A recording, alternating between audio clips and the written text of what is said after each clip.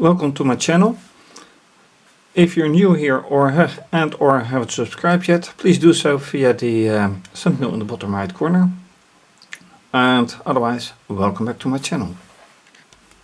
As you can see, the focus of this video is the Raspberry Pi 3 in combination with the PiXtend PLC with lots of options. And last time I focused in the end on analog output.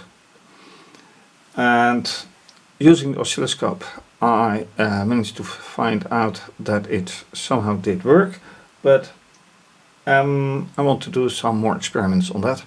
So for that I go to screencast.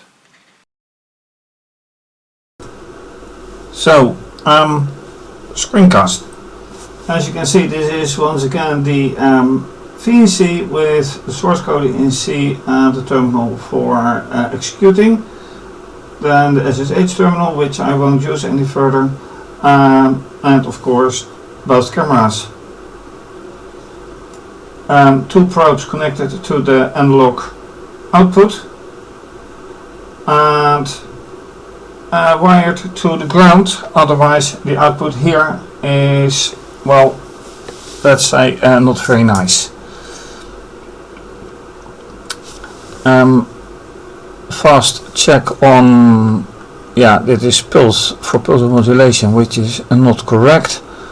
Let's say pattern,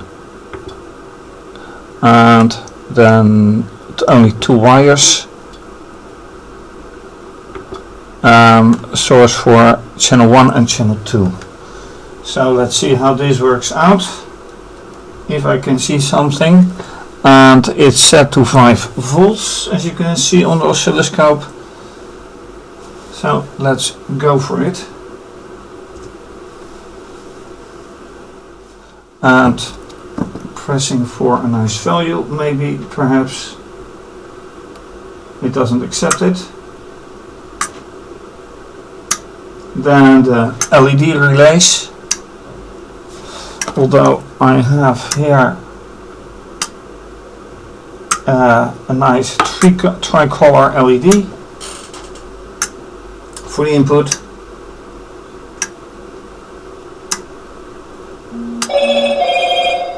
And right now I should have, yes, and that is the analog output. So at least that works. Next step is then to make this one go to 0 and back.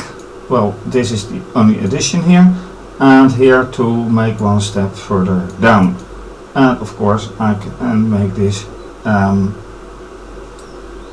this is by the way not correct, it's 128.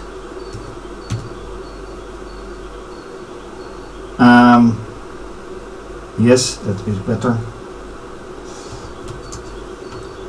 So let's compile and run again, holding this one as well. Now it gets a much better value for the digital input, although it ends with 2 zeros, which is not correct.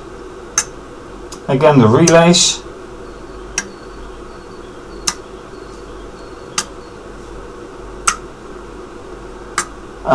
Running twice. Another thing is that I still wonder why the relays don't have any output, but that comes later. And this is what you get. So yeah, quite nice result, but it would be nicer if I could influence the voltage going out. That's next, I hope. I was talking about influencing the analog output, and the best thing to do that is by means of a potentiometer. With one leg to the ground, one leg to the voltage, and one leg out. And I've taken the purple line for it. So it's not yet connected to the Raspberry Pi or to the PiXtend. So if you look at the purple line, you can see what happens. That's 5 volts, and I turn it back to 0. Now I've sped up the recording speed of the oscilloscope from half a millisecond to 2/10 of a millisecond, 200 milliseconds. Otherwise it may get a little bit lazy. Let me put it one step back to half a second and do exactly the same. And you can easily see why, because now the effect is much slower. So I turn it back, and the result is also that the result of the analog output will be slightly different. Anyway, this does work. So next step, connecting it to the analog output, but then I have to make sure in the coder that it actually responds to it, and that's a different matter. Alright, next step. Connecting to the PiXtend and read the input. So I have connected it. This wire is still connected to the probe. This wire connected from almost the same place to the PiXtend. Now this will be a gamble, because yes, analog in and SPI get A in. This I couldn't find, but it would be very logical. Then this is being defined as an integer, which is 0, 1, 2, 3, etc. So this is in C %D to get the input. And let's see what happens. So save, compile. Okay, not declared.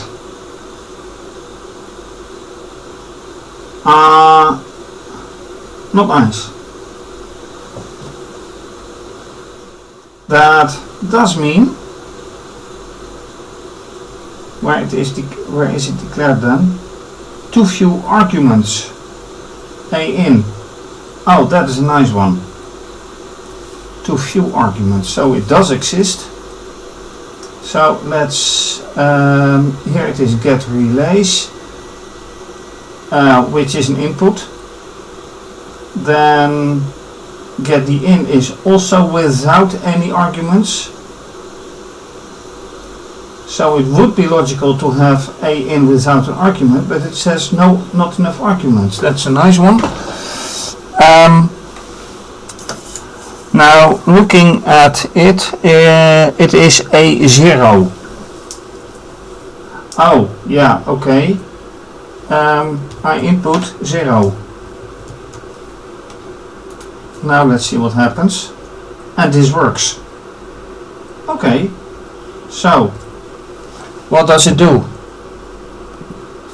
Of course, for the nice input, which is gives 255, which is maximum. Relays again.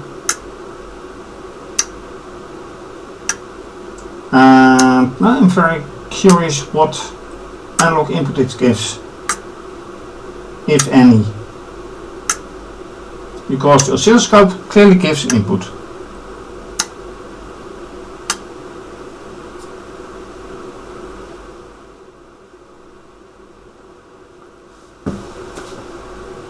$127. Okay. Oh yeah, I didn't give a new line here, but 127. That is 1.27 volts. Interesting. Alright, next step. With addition of the new line, I have also changed 512 here into analog in. Compiling went well, so This is of course of no influence, it's just digital input. But now, yeah, that's a bit cumbersome because I only have two hands, and what can I do? Using this screwdriver for this one, so let's go. Start, and I have to wait now until the analog input is coming, and that is only one input. Now you see on this oscilloscope got something going on, but that is yet of no influence, so I should read more.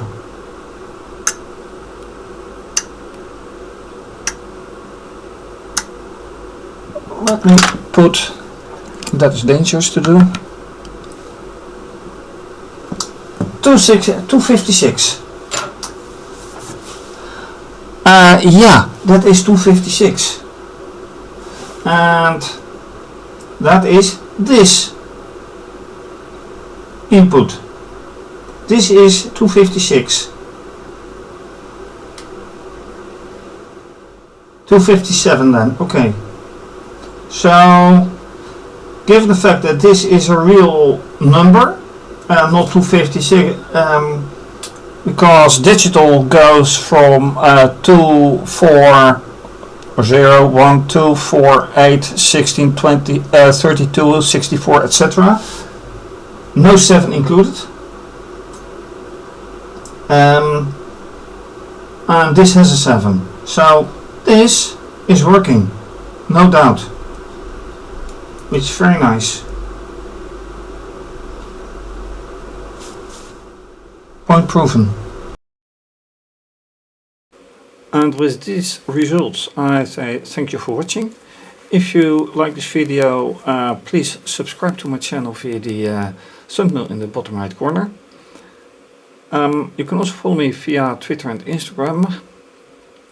And please do leave a comment or suggestion under the video.